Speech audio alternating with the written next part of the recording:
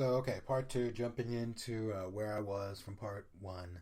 I was talking about how the pro-life people don't understand what would happen if you didn't allow, all the poor people to get access to abortion.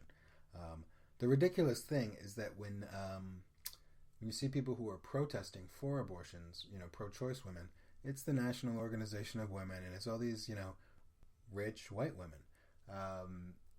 And so those aren't the women who essentially are demographically overrepresented as getting abortions that have the largest structural impact on society. So what abortion does is it kind of maintains like a balance. There's not too many of the underclass or the lower class or the working class or whatever non-judgmental term it has to be reproducing to the point where they're not able to find enough jobs and relocate because culture doesn't encourage that. So they just kind of like create a drain on society, get into the criminal class, or kind of are over dependent on welfare, and it creates huge problems. And the idea is that these pro-life Christians, they don't realize that if you didn't allow abortion to exist, it's basically just like a ticking time bomb until the race war, right? Or until a class war breaks out. You're going to have a civil war in society if the lower class is allowed to, just proliferate and kind of continue to have that subsistence level. So, these aren't closely held beliefs of mine. These are just kind of analysis of the cold facts, right? And so these are dismal things to discuss. Nobody wants to characterize a race or as being bad for society, but when you look at elements of certain groups, they can certainly be said to be overrepresented, etc. The point is to solve the problems and to make it better for everyone. You have to be able to discuss things. So these are real issues. The pro-life people don't understand that, but the pro-choice people are also making ridiculous arguments like it's not life, it's not sacred, it's not taking life, it's not murder. These are pretty spurious arguments, I believe, because when a woman who's pregnant is attacked, if she's killed, it's a double homicide. If she's caused to miscarriage in the attack, it's considered homicide. So this idea that the woman can, if the woman plans to carry it to term, then when people are attacking her, the fetus is a human being. But if the woman doesn't plan to carry the baby to term or the fetus to term, then magically that human being becomes not a human being because the woman changed her mind. I mean, this is one of the most ridiculous ideas of the woman's prerogative, right? Like, if the woman wants what's inside her to be a human being, it is. And if she doesn't want it to be a human being, it isn't. That's, even if you wanted that to be true, even if you wanted that to be the legislation, it just doesn't make sense logically. It's just really dangerous from a logical perspective.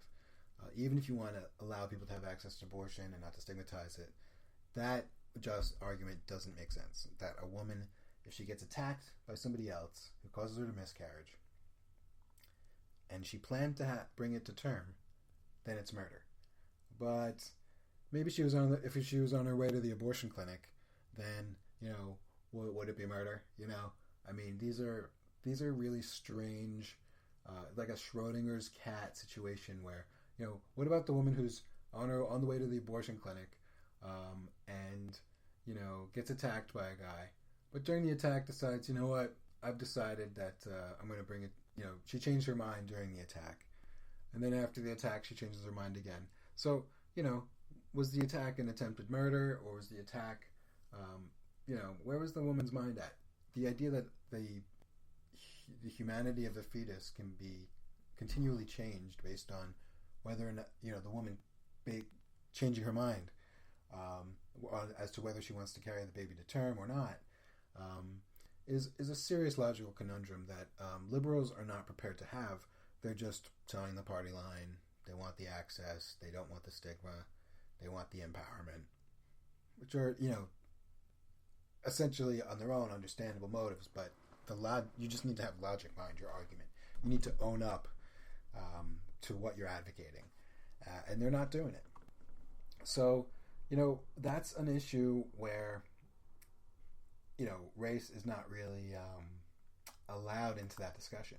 For instance, people are allowed to be pro-choice and they're allowed to be pro-life, but nobody is allowed to be pro-choice because of the racial hygiene aspect of it.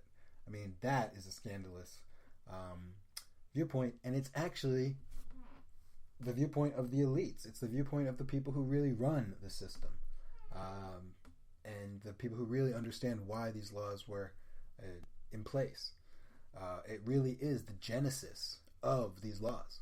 Like race issues are the genesis of abortion culture. I don't support abortion culture, but access to abortion, unfortunately, given our country, given the way people act in our country, is unfortunately a necessity. Unless you want to, in terms of staving off the race war.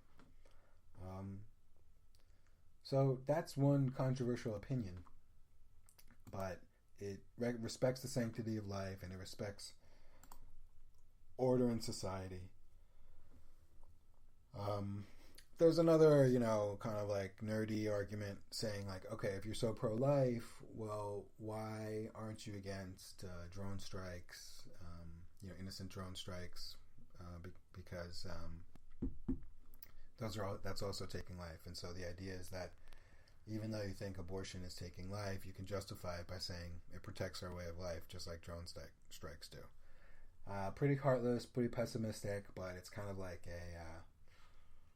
a way to, it's a loophole in the argument, basically. Do I support it wholeheartedly? I'm just saying it's a loophole, and it's a way of deconstructing somebody else's argument. Because the pro-life people obviously don't care about the kids killed in drone strikes. They do accept that it's, most of them, they do accept that it's something necessary to protect our way of life, and if we didn't do it, then everyone would just use human shields, and we would be, our hands would be tied, we wouldn't be able to enforce our policies, etc. We wouldn't be able to make deals, whatever.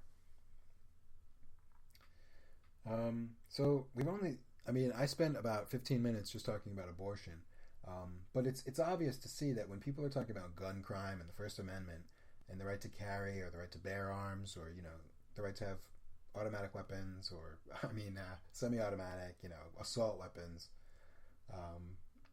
that when we talk about gun crime, unfortunately, not because I wanted it to be this way, not because I'm obsessed, but unfortunately, when you talk about gun crime in major urban centers, you're talking about the black underclass and in some cases, Latin gangs, by and large.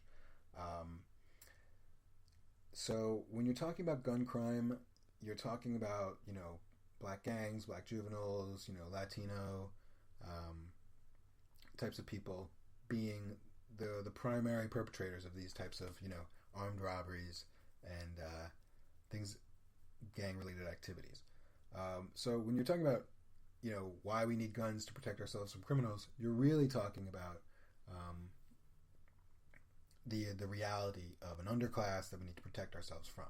So the idea is that you have so many people on the one side, like First Amendment absolutist till I die, and the other people are like, we need gun control. Where do I stand? I'd rather live in a country where I don't need guns, like in Denmark or something like that. But because we don't live in Denmark, we need them because we have an underclass that we need to protect ourselves from. Now, I'm not a First Amendment absolutist. If we were able to improve conditions socially to the point that it was basically like living in Denmark, I would say, then more registration or, more just for sport, more training involved in being a bearer seems to make sense. Could be another alternative way, but given our demographics, given our crime patterns, you just have to realize that when you're talking about guns in America and the rights to bear them, why we need them, why we still need them, largely it's to protect ourselves from, essentially, if you're talking about systemically more likely black crime. Now, it doesn't mean that if you restricted access to guns, there wouldn't still be, tons of them around, and how do you actually get rid of them on the black market? And that doesn't necessarily mean that many white poor people wouldn't be emboldened and, choose crime. So these are things that actually have to be hashed out.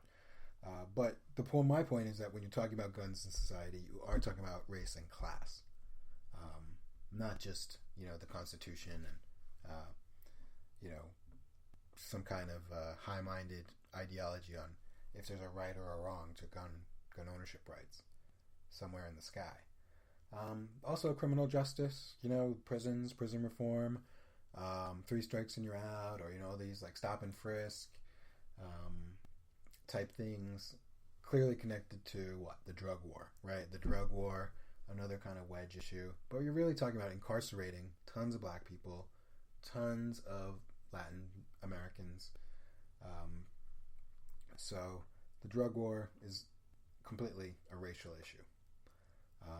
Education, why is there a learning gap or an achievement gap? This is another thing that breaks down based on racial lines. My own opinion is that the kids kind of learn their values from their peers, and their peers get their values from their parents. So the kids are ultimately going to absorb the values from their community, from their peers, their parents, and their peers' parents. So the teacher is going to have a minimal impact on that when it's at variance with what the kids are collectively brought up, to have as their upbringing. So it's not so much the salaries of the teachers, because the salaries of teachers in inner city schools are actually comparable or larger than private schools teacher salaries. But the idea is that when kids go to private school, they're being brought up with better peers, or more advanced students, or more advanced, more acculturated peers who were read to by both their parents every bedtime, and stuff like that. So they're just more advanced in terms of reading. Gives them more confidence when they go into school. They already know their ABCs, so they feel like they're at the top of the class. That gives them kind of the Pygmalion effect to meet that expectation. So let's see. I've talked about all these. Healthcare, access to healthcare is another complete issue that seems like a wedge issue. Seems like a theoretical issue. Seems like a ideological issue. But in reality, if we didn't have poor blacks in this country as an underclass, if we just had them as another minority that was basically doing just about as much as the people around them, maybe just depending on what region they lived in or whatever, but basically trending, if they weren't lagging where they lived, the white people in every region where they lived in income, and weren't essentially an underclass everywhere they were, if we just had them as another minority that was basically keeping up more or less within 10 percentage points or something like that, then we would just be able to go universal health care, no problem, single payer.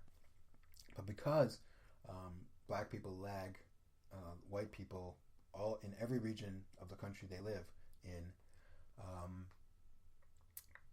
single payer ultimately becomes a tax on being white, and white people aren't going to want to have a tax on being white, even if it goes around the private insurance companies and all of the potentially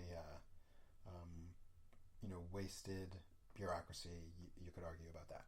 So that's why we can't have healthcare. It's because whites don't want to be taxed for being white, and blacks don't want to be having to pay more in the healthcare tax to pay for their other fellow blacks. And so there's two Americas, white America and black America. The wedge issues really just reveal that what you can't talk about is race, and affirmative action is just another example of that.